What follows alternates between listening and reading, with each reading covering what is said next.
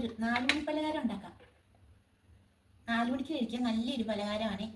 അതിനായിട്ട് ഞാനൊരു പാൻ അടുപ്പത്ത് വെച്ചിട്ട് അതിലേക്ക് കുറച്ച് എണ്ണ ഒഴിച്ചു കേട്ടോ. പച്ചക്കറികളും എല്ലാം ചേർന്ന് നല്ലൊരു 4 മണി പലഹാരമാണ്.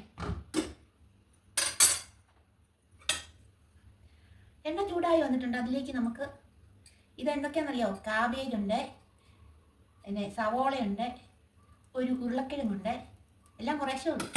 ഇഞ്ചി, വെളുത്തുള്ളി, ഇത്രയും സാധനങ്ങളുണ്ട്. ഇതെല്ലാം കൂടെ ഒന്നിച്ച് അരിഞ്ഞു വെച്ചിരുന്നതാണ്. ഇതെല്ലാം കൂടെ നമുക്കൊന്ന് വറുത്തെടുക്കാം.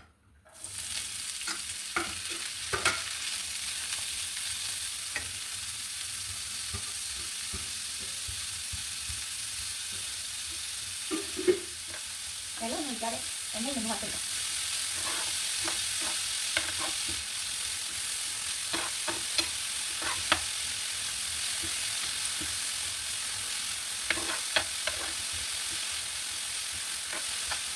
അങ്ങനെ ഉണ്ടാക്കുന്ന മഴയൊക്കെ ഇവിടെ മഴ കുറവായിരുന്നു കേട്ടോ. സാധാരണ വീട്ടിലെ കണ്ട് മഴ കുറവുള്ള ദിവസമായിരുന്നു. നമ്മൾ മഴ പെയ്യില്ല. ചെറുതായിട്ട് മൂന്ന് മഴയ്ക്ക് ചെയ്തത്. ഈ പച്ചക്കറികളൊക്കെ കുറേ എന്ത് വന്നിട്ടുണ്ട് കേട്ടോ. ഉരുളക്കിഴങ്ങും കാവേയും ഇഞ്ചി, സവോള, വെളുത്തുള്ളി. ഇതിലേക്ക് നമുക്ക് കുറച്ച് ചിക്കൻ ചെറുതായിട്ടൊന്ന് വറുത്തായിരുന്നു. ചെറുതായിട്ട് അരിഞ്ഞ് വെച്ചിരിക്കുന്നു. നമ്മൾ ചേർക്കാം.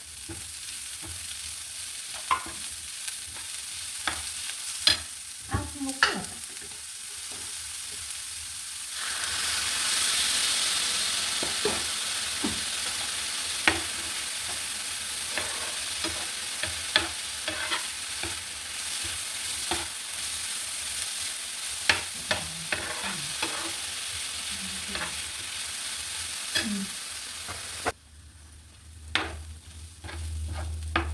നമ്മുടെ ചിക്കൻ്റെ കൂട്ട് വെന്ത് വന്നിട്ടുണ്ട് കേട്ടോ.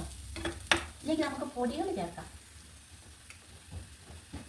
ആദ്യമായിട്ട് കുറച്ച് മുളക് പൊടി ചേർക്കാം, കുറച്ച് മഞ്ഞൾപ്പൊടി 1 സ്പൂൺ, 1 സ്പൂൺ, കുറച്ച് കുരുമുളക് പൊടി,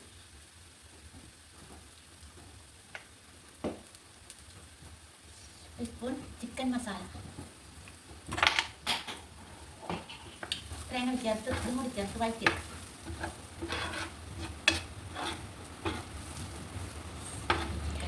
ഇത് വഴറ്റിയെടുക്കണേ വലിയ ബുദ്ധിമുട്ടാണ് കേട്ടോ. കുറേ നേരം വിളക്കിക്കൊണ്ടിരിക്കണേ. വെള്ളമൊന്നും ഒഴിക്കാതെ എണ്ണയിലാണല്ലോ എല്ലാം വേവിച്ചെടുക്കുന്നതേ. ഉരുളക്കിഴങ്ങും കാബേജും സവോളയൊക്കെ വെന്ത് വരാൻ ഇച്ചിരി താമസമുണ്ട് കേട്ടോ. ചിക്കനും വെന്ത് വരണമല്ലോ. അങ്ങനെ കുറേ സമയം ഇങ്ങനെ ഇളക്കിക്കൊണ്ടിരുന്നെങ്കിൽ ശരിയായിട്ട് വെന്ത് വരികയുള്ളൂ കേട്ടോ. ഉപ്പുണ്ടോ എന്ന് നോക്കാം കേട്ടോ. ഇങ്ങനെ ഉപ്പ് നോക്കുവാണെങ്കിൽ അല്ലേ വലിയ കുഴപ്പം വരികയില്ല. ഉപ്പ് എരിവൊക്കെ ഉണ്ട് കേട്ടോ. സൂപ്പറാണേ. ചിക്കനും കൂടി ചേർത്ത് പച്ചക്കറി എല്ലാം കൂടെ അല്ലേ, നല്ല സ്വാദാണ് കഴിക്കാനായിട്ട്. നല്ലൊരു രുചിയുണ്ട്. ചിക്കൻ തന്നെ കഴിക്കുന്നതിൽ നല്ലൊരു രുചിയാണ് ഇങ്ങനെ പച്ചക്കറികളും എല്ലാം ചേർത്ത് ഇങ്ങനെ ഉണ്ടാക്കുന്നത്. സൂപ്പർ സ്വാദാണ് കേട്ടോ.